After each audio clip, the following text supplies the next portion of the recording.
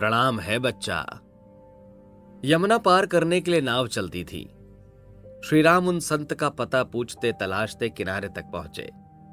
नाव से नदी पार की और संत के मचान तक पहुंचे। दोपहर का समय था। संत मचान पर बैठे थे। नीचे 4-5 लोग खड़े थे। उन्होंने 200 मीटर से ही श्री राम को देख लिया और स्नेह से पुकारा, आओ ऋषि कुमार, तुम्हारा इंतजार था बच्चा। बाबा की पुकार सुन श्री राम ने पीछे मुड़कर देखा। उन्हें लगा कि शायद किसी और को बुला रहे हैं। फिर वही पुकार, हम तुम्हें ही कह रहे बालक श्री राम। नाम सुनकर संशय दूर हो गया। आगे बढ़ने में अभी तक जो झिझक थी वह दूर हो गई। वे स्वाभाविक गति से कदम बढ़ाते हुए सीधे मचान के पास पहुंचे और बाबा को प्रणाम किया। उन्होंने दोनों हाथ उठाए और कहा, तुम्हें भी प्रणाम है बच्चा। यह सुनकर वहां खड़े दूसरे लोग चौंक कर देखने लगे।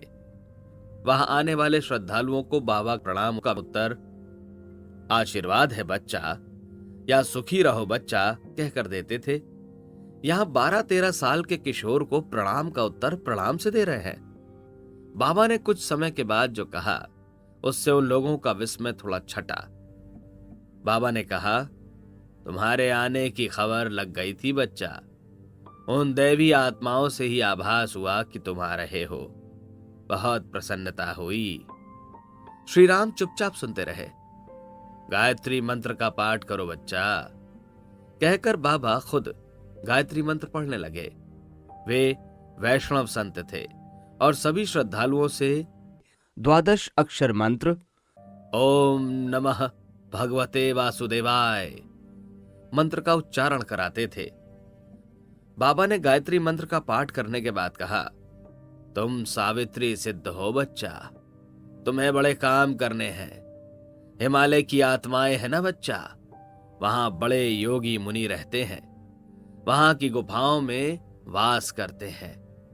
पता नहीं कितने 100 सालों से वहां तप कर रहे हैं। उनका आशीर्वाद तुम्हें मिला है। वे आत्माएं तुम्हारा बहुत सहयोग करेंगी। बाबा इससे आगे बहुत कुछ कहते रहे। उनके प्रवचन में हिमालय के रहस्य और सिद्ध लोक की सांकेतिक जानकारी थी। बाबा का भाषा ज्ञान कमजोर था। वे सधुक्कड़ी हिंदी बोलते थे। शब्दों के अनुसार अर्थ से उनका मंतव्य समझने में कोशिश करें तो शायद भ्रमित हो जाए। उनके भाव को ही समझा जा सकता था।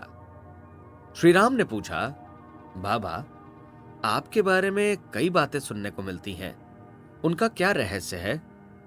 बाबा ने कहा, भगवान की इस दुनिया से बड़ा कोई चमत्कार नहीं है। हम नहीं जानते बच्चा कि लोग हमारे बारे में क्या कहते हैं। यहां आने वाले सभी भक्तों के लिए हम दुआ मनाते हैं। फलवती हो जाए तो ईश्वर की कृपा है, नहीं हो तो उसकी मर्जी।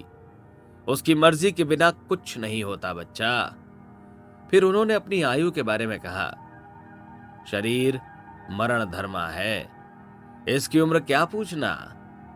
गंगा यमुना के बीच जिस गांव में इस शरीर का जन्म हुआ, वहां लोग तिथि तारीख लिखकर नहीं रखते थे। वहां के लोग पढ़े लिखे नहीं हैं बच्चा, इसलिए पता नहीं शरीर कितने बरस का हुआ। स्पष्ट हुआ कि इस उत्तर के कारण ही लोग बाबा की आयु के संबंध में अनुमान लगाते थे। वह अनुमान स्वाभाविक से ज्यादा ही रहता होगा। फिर कहने लगे, तुम्हारी उम्र के थे तभी घर छोड़ दिया। नर्मदा के किनारे काफी समय रहे। द्वारका, रामेश्वर, पुरी और बद्रीनाथ जी गए और तीर्थों में भी गए। फिर गंगा मैया का किनारा चुन लिया। मां ने कहा तो कभी यमुना मैया के तट पर चले आए। अब घूमना फिरना बंद। बाबा इसके बाद थोड़ा रुके, लेकिन तुम्हारे लिए विधि ने और ही विधान रचा है। तुम्हारे गुरुदेव समय पर तुम्हें सब कुछ बताएंगे। श्री राम ने यह पूछना जरूरी नहीं समझा कि गुरुदेव से हमारी भेंट कब होगी।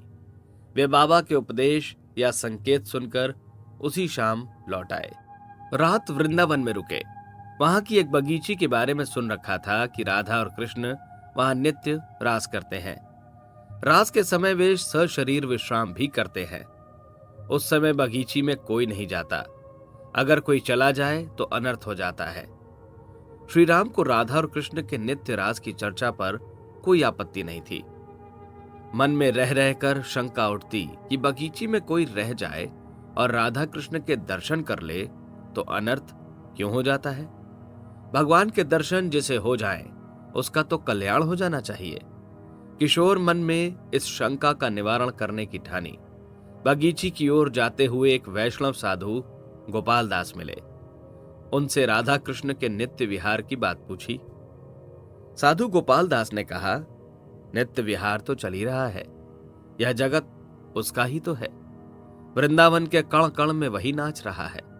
पूरा विश्व उसी का नर्तन है और यहां वह ज्यादा प्रत्यक्ष है, क्योंकि साधकों का चित्त यहां ज्यादा ग्रहणशील हो जाता है। साधु की बातें अटपटी लग रही थी। श्री राम ने बीच में ही रोककर पूछा, बगीची में रात को राधा कृष्ण सशरीर आते हैं क्या सचमुच?